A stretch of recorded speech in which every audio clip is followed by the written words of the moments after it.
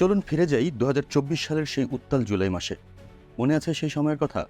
১৫.৫ বছরের একচ্ছত্র ক্ষমতার দম্ভ যখন ভেঙে পড়ল, মানুষ ভেবেছিল মুক্তি মিলেছে। কিন্তু ইতিহাসের নির্মম পরিহাস হলো, এক ক্ষমতার পতনের পর যে শূন্যতা তৈরি হয় তা পূরণ হতে সময় লাগে। আর বাংলাদেশের সেই সময়টা ছিল গত ১৮ মাস। সেই ১৮ মাসের অনিশ্চয়তা শেষে আজ আমরা কোথায় দাঁড়িয়ে? আজ এমন এক জায়গায় দাঁড়িয়ে যেখানে একটি দল ২৯৯টি আসনের মধ্যে একাই ২০৯টি আসন পেয়েছে। সোজা কথায় ল্যান্ডস্লাইড ভিক্টরি বা ভূমিধস বিজয়। কিন্তু এই বিজয়ের চেয়েও বড় বিস্ময় হলো ভারতের সাউথ ব্লক, যারা গত ১৫ বছর একটি নির্দিষ্ট দলের বাইরে কাউকে বিশ্বাস করত না, তারা আজ এই বিজয়ে স্বস্তির নিঃশ্বাস ফেলছে। এবং ঠিক এর উল্টো পিঠে নির্বাচনের মাত্র কয়েকদিন আগে আমেরিকার সাথে একটি অদ্ভুত ট্যারিফ চুক্তি সই হলো, যেখানে তৃতীয় কোনো পক্ষের নাক গলানো সম্পূর্ণ নিষিদ্ধ। আপাত দৃষ্টিতে এগুলো আলাদা ঘটনা মনে হলেও এই তিনটি বিন্দুর যোগফলের নামই আগামীর বাংলাদেশ। ১৮ মাসের শূন্যতা কি তবে নতুন এক একনায়কত্বের জন্ম দিল, নাকি এটা স্থিতিশীলতার শুরু?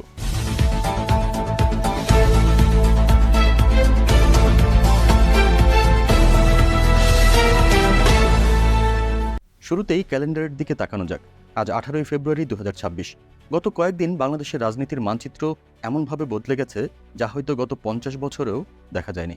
গত ১২ই ফেব্রুয়ারি যে নির্বাচনটা হয়ে গেল, সেটাকে আপনি শুধু একটা ভোট বললে ভুল করবেন।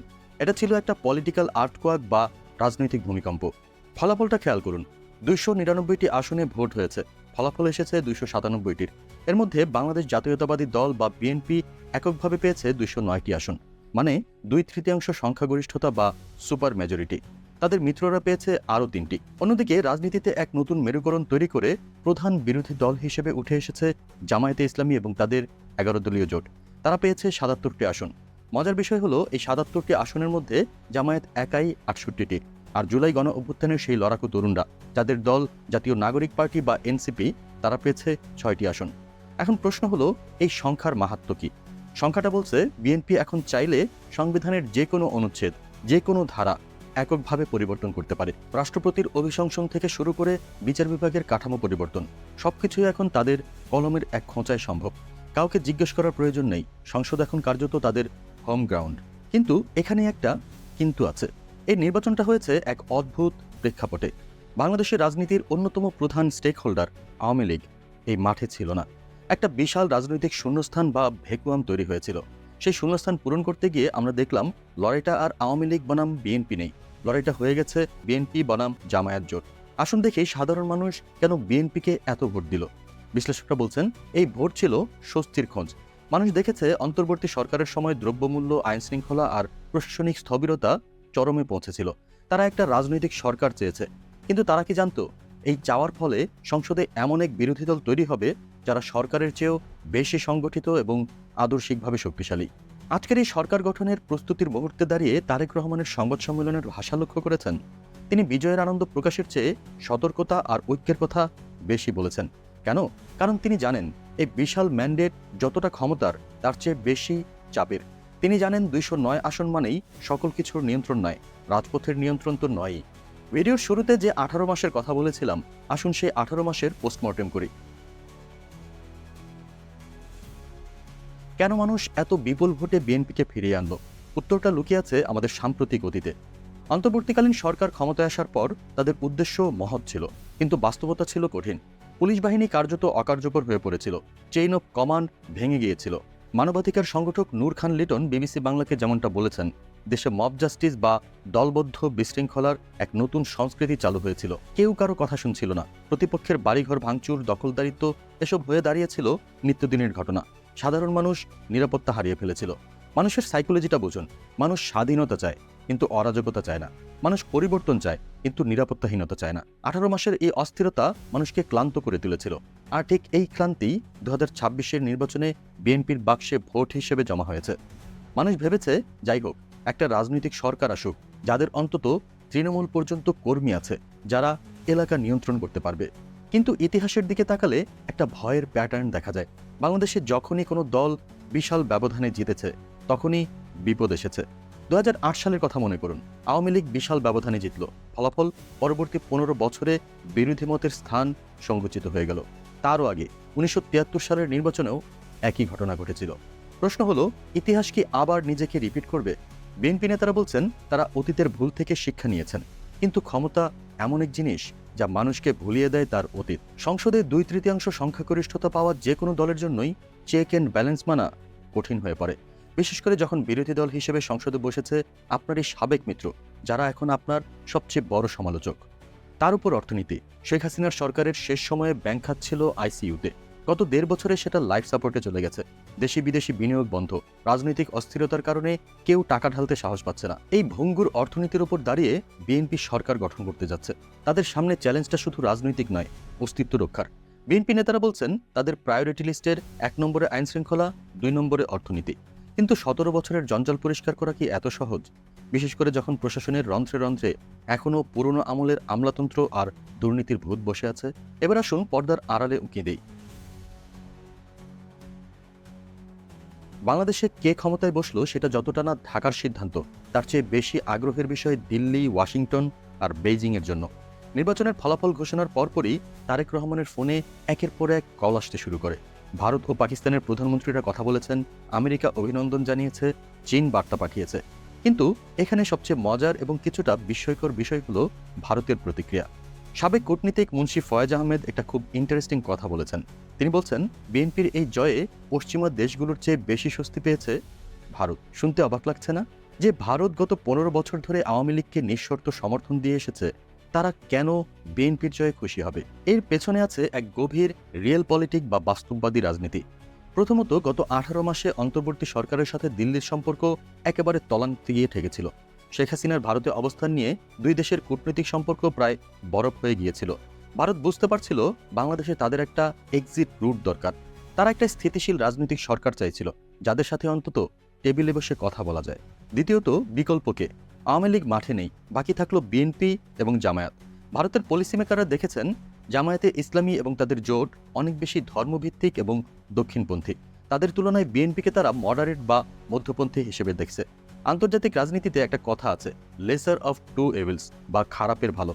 ভারত সম্ভবত সেই তত্ত্বে বিশ্বাস করেই বিএনপির দিকে হাত বাড়িয়েছে, অর্থাৎ বিএনপির বিজয় তাদের জন্য শাপে বর হয়েছে। এবার আসি আমেরিকার কথায়। নির্বাচনের মাত্র কয়েকদিন আগে অন্তর্বর্তী সরকারের শেষ সময়ে যুক্তরাষ্ট্রের সাথে বাংলাদেশের একটা ট্যারিফ চুক্তি সই হয়েছে। আপাতদৃষ্টিতে এটা বাণিজ্য চুক্তি, কিন্তু এর ভেতরে একটা ক্লজ বা শর্ত আছে। যুক্তরাষ্ট্রের স্বার্থবিরোধী কোনো বিষয়ে তৃতীয় কোনো পক্ষ ভূমিকা রাখতে পারবে না। বিশ্লেষকরা বলছেন এই তৃতীয় পক্ষ আর কেউ নয়, চীন। আমেরিকা ইনডাইরেক্টলি বাংলাদেশকে চীন থেকে দূরে রাখার একটা আইনি কাঠামো তৈরি করে দিয়ে গেছে। নতুন বিএনপি সরকার কি এই চুক্তি থেকে বের হতে পারবে, নাকি তারা এই ফাঁদেই পা দিয়ে চলবে? বিএনপি নেতা আমির খসরু মাহমুদ চৌধুরী অবশ্য বিবিসিকে বলেছেন, তাদের নীতি হবে সবার আগে বাংলাদেশ। তারা কোনো নির্দিষ্ট দেশের দিকে ঝুঁকবেন না। তারা ভারত, চীন, যুক্তরাষ্ট্র সবার সাথেই ব্যালেন্স করবেন। বলতে খুব ভালো শোনায়, কিন্তু বাস্তবতা হলো আপনি যখন একটি গরিব দেশের সরকার চালান, তখন ব্যালেন্স করাটা দড়ির উপর দিয়ে হাঁটার মতো। একদিকে চীন বলছে আমাদের ঋণের কিস্তি দাও, নতুন প্রজেক্ট নাও। অন্যদিকে ভারত বলছে পাকিস্তানের সাথে বেশি মাখামাখি চলবে না। আর আমেরিকা বলছে গণতন্ত্র আর মানবাধিকার ঠিক রাখো, নইলে স্যাংশন। এই ত্রিমুখী চাপের মধ্যে 209 আসনের সরকার কি মাথা উঁচু করে দাঁড়াতে পারবে, নাকি ভূরাজনীতির এই দাবা খেলায় বাংলাদেশ আবার সেই ঘুঁটি হয়ে থাকবে? এতক্ষণ আমরা ভারত, আমেরিকা আর অর্থনীতি নিয়ে কথা বললাম। মনে হচ্ছে এগুলোই বড় সমস্যা, তাই না? কিন্তু ভয়ের আসল কারণ এটা নয়। আসল কারণটি শুনলে আপনিও ভয় পেতে পারেন। সমস্যাটা বাইরের নয়, সমস্যাটা ভেতরের। সমস্যাটা আমাদের ডিএনএতে। বাংলাদেশে গত 50 বছরে আমরা দেখেছি যে দলই ক্ষমতায় যায় তারা বিরোধী দলকে শত্রু মনে করে। এবারও কি তাই হবে? সংসদে বিরোধী দলে কারা বসেছে? জামায়াতে ইসলামী, যারা একসময় বিএনপির মিত্র ছিল কিন্তু এখন আদর্শিক প্রতিদ্বন্দ্বী। জুলাই গণ অভ্যুত্থানের মাস্টারমাইন্ড দাবি করা সেই তরুণরা এনসিপি এখন বিরোধী জোটে। ভাবুন তো একবার দৃশ্যটা, সংসদে একদিকে বিএনপি, অন্যদিকে জামায়াত আর তরুণরা। রাজপথে আওয়ামী লীগ নেই, কিন্তু আন্ডারগ্রাউন্ডে তারা কি বসে থাকবে? এই ত্রিমুখী সংঘাত যদি শুরু হয়, তবে 209 আসনের এই বিশাল ম্যান্ডেট তাসের ঘরের মতো ভেঙে পড়তে সময় লাগবে না। আমরা কি তবে আরেকটা সংঘাতের দিকে এগিয়ে যাচ্ছি? আগামীর বাংলাদেশ কোন পথে যাবে? আমাদের বিশ্লেষণের ভিত্তিতে আমরা দুটি সম্ভাব্য সিনারিও বা দৃশ্যপট দেখতে পাচ্ছি। সিনারিও 1, দ্য মালয়েশিয়া মডেল বা আশার আলো। এই সিনারিওতে বিএনপি তাদের অতীতের ভুল থেকে শিক্ষা নেবে। তারেক রহমান হয়তো মালয়েশিয়ার মাহাথির মোহাম্মদ বা আনোয়ার ইব্রাহিমের মতো রিকনসিলিয়েশন বা জাতীয় ঐক্যের ডাক দিবেন। তারা জামায়াতের সাথে সংসদে গঠনমূলক তর্ক করবে, কিন্তু রাজপথে মারামারি করবে না। তারা পুলিশকে দলীয় ক্যাডার না বানিয়ে পেশাদার বাহিনী হিসেবে গড়ে তুলবে। আমেরিকা ও চীনের বিনিয়োগ কাজে লাগিয়ে অর্থনীতিকে চাঙ্গা করবে। যদি এটা হয়, তবে 2030 সালের মধ্যে বাংলাদেশ এশিয়ার অন্যতম শক্তিশালী অর্থনীতির দেশ হিসেবে ঘুরে দাঁড়াবে। মানুষ স্বস্তি পাবে, বিভাজন কমবে। এটা হলো best case scenario. Scenario 2, the revenge politics বা শঙ্কার মেঘ। কিন্তু মুদ্রার উল্টো পিঠটাও আছে। ক্ষমতা হাতে পাওয়ার পর যদি বিএনপির তৃণমূল পর্যায়ের নেতারা বেপরোয়া হয়ে ওঠে, যদি তারা মনে করে 15 বছর মার খেয়েছে, এখন শোধ নেওয়ার সময়, তাহলে বিপর্যয় অনিবার্য। অন্যদিকে জামায়াতে ইসলামী এবং তাদের জোট সংসদে সরকারকে চাপে রাখবে। তারা জুলাই সনদ বাস্তবায়নের দাবিতে রাজপথ গরম করতে পারে। এর মধ্যে যদি আওয়ামী লীগ কোনোভাবে এই অস্থিতিশীলতাকে কাজে লাগিয়ে প্রক্সি ওয়ার বা ছায়াযুদ্ধ শুরু করে, তবে দেশ আবার গৃহযুদ্ধের মতো পরিস্থিতিতে পড়তে পারে। আইনশৃঙ্খলা পরিস্থিতির উন্নতি না হলে সেনাবাহিনী আবারও সামনে আসতে পারে, আর সেটা গণতন্ত্রের জন্য শুভ হবে না। সাইদ ইফতেখার আহমেদ, যিনি আমেরিকার ইউনিভার্সিটিতে পড়ান, তিনি একটা দারুণ পয়েন্ট তুলে ধরেছেন। তিনি বলছেন, আওয়ামী লীগকে নিষিদ্ধ করে নির্বাচনের বাইরে রাখা হয়েছে, তাই এই নির্বাচন কতটা অন্তর্ভুক্তিমূলক হলো সে প্রশ্ন থেকে যায়। তার মানে সমাজের একটা বিশাল অংশ কিন্তু এখনও প্রতিনিধিত্বহীন। এই প্রতিনিধিত্বহীন অংশটি যদি বিক্ষুব্ধ হয়ে ওঠে, তবে বিএনপি সরকার যতই শক্তিশালী হোক, তাদের গদি নড়বড়ে হতে সময় লাগবে না। বিএনপির সামনে এখন সবচেয়ে বড় চ্যালেঞ্জ ভারত বা আমেরিকা নয়, তাদের চ্যালেঞ্জ হলো নিজেদের নিয়ন্ত্রণ করা। উইনার টেক্স অল বা বিজয়ের সব পাওনা, এই মানসিকতা থেকে বেরিয়ে আসা। তারা কি তা পারবে? দর্শক, আলোচনা শেষ করার আগে একটা কথা বলি, ম্যান্ডেট বা জনসমর্থন কোনো ব্ল্যাঙ্ক চেক নয় যে আপনি যা খুশি তাই করবেন। এটা একটা আমানত। 2026 সালের এই নির্বাচন বাংলাদেশকে একটা বিশাল সুযোগ দিয়েছে, বৃত্ত থেকে বের হওয়ার সুযোগ, প্রতিহিংসার রাজনীতি শেষ করার সুযোগ।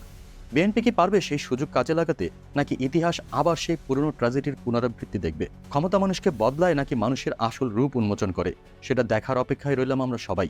আপনার কি মনে হয়, এই নতুন সরকার কি পারবে আগামী 5 বছরে বাংলাদেশকে একটি স্থিতিশীল রাষ্ট্র উপহার দিতে, নাকি জামায়াত বিএনপির এই নতুন সমীকরণ দেশে আবারও বড় সংঘাত ডেকে আনবে? কমেন্ট করে জানান আপনার মতামত। দেখা হবে আগামী এপিসোডে আরও কোনো গভীর বিশ্লেষণ নিয়ে। ততক্ষণ পর্যন্ত চোখ রাখুন দেশ জগতে। ভালো থাকুন, সতর্ক থাকুন। আল্লাহ হাফিজ।